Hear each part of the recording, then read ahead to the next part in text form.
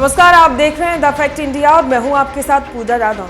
किसान आंदोलन को लेकर प्रदेश के किसान संगठनों की तरफ से भी दिल्ली कूच का आह्वान किया गया था, लेकिन इससे पहले ही तड़के अजमेर की अराई थाना पुलिस ने किसान महापंचायत के राष्ट्रीय अध्यक्ष रामपाल जाट को हिरासत में ले लिया। रामपाल जाट को सुबह 4 बजे हिरासत में लिया गया। हालांकि इसके बाद भी किसान महापंचायत के झंडे तले जयपुर कूच की तैयारी अब चल रही।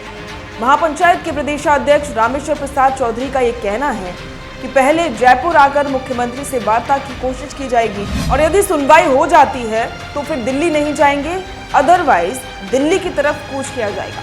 पंजाब और हरियाणा की सीमा से सटे राजस्थान के गंगानगर और हनुमानगढ़ जिले में भी किसान आंदोलन का असर सबसे ज्यादा देखने को मिल रहा है। यहाँ पुलिस ने सीमाओं को सील कर रखा है और इलाके में धारा 144 लागू है। तो ये तो रहे राजस्थान के हालात। अब आपको दिल्ली कूच की तैयारी कर रहे किसानों के हालात बताते हैं। जैसा कि आप जानते हैं कि किसान एमएसपी की मांग कर रहे हैं।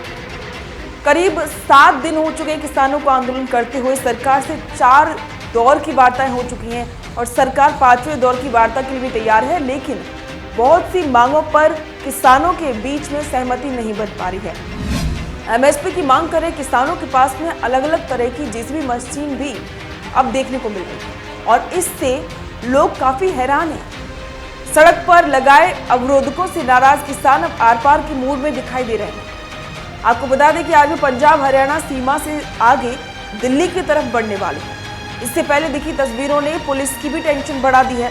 किसानों के दिल्ली कूच की घोषणा के बाद सभी बॉर्डरों पर सुरक्षा व्यवस्था को बढ़ा दिया गया है। केंद्र सरकार के प्रस्ताव को मानने से इनकार करने के बाद किसानों ने ये फैसला किया। दिल्ली कूच की वजह से ट्रैफिक व्यवस्था भी प्रभावित हो सकती है। अंबाला पुलिस ने किसान आंदोलन में पोकलेन और जेसीबी जैसी भारी मशीनों के इस्तेमाल को देखते हुए एक केस भी दर्ज किया है। इसे चलाने वाले संदिग्धों की फोटो भी जारी हुई। माना यह जा रहा है कि अगर ये मशीनें आगे बढ़ी तो सरकारी संपत्ति को नुकसान होगा और बैरिकेड तोड़े भी जा सकते हैं। आपको बता दें कि पोकलेन मशीनों का इस्तेमाल आमतौर पर इंडस्ट्री और सुरंग बनाने जैसे बड़े कामों में होता है।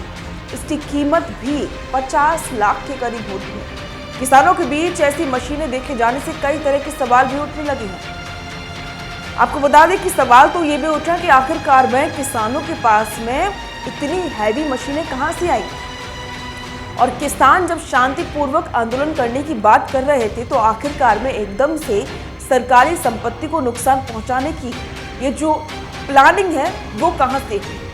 इन मशीनों से पुलिस द्वारा लगाई गई सीमेंट की दीवार भी तोड़ी जा सकती है। अब इससे भी बवाल बढ़ सकता है। अब देखना होगा कि पुलिस प्रशासन किसानों को कैसे रोक पाता है, क्योंकि बड़ी बड़ी मशीनें हैं वो लगाई गई हैं। इसके साथ ही ट्रैक्टरों के सामने भी अलग तरीके की मशीन लगाई गई है। ट्रैक्टर्स को मॉडिफाई किया गया है। बॉर्डर पर इस तरीके की मशीनें देखने से लोगों के मन में कई तरह के सवाल अब पैदा हो गए। अब देखना होगा कि 5वें दौर की सरकार जो बातचीत की तैयारी कर रही है, सरकार कह रही है कि वो बातचीत के लिए तैयार है, तो क्या किसान भी बातचीत के लिए तैयार होंगे और क्या किसानों के बीच में और सरकार के बीच में आपसी सहमति बन पाएगी, ये देखने वाली बात होगी। आपके इस पर विचार हमारे साथ जरूर साझा करें। बने रहें द फैक्ट इंडिया के साथ।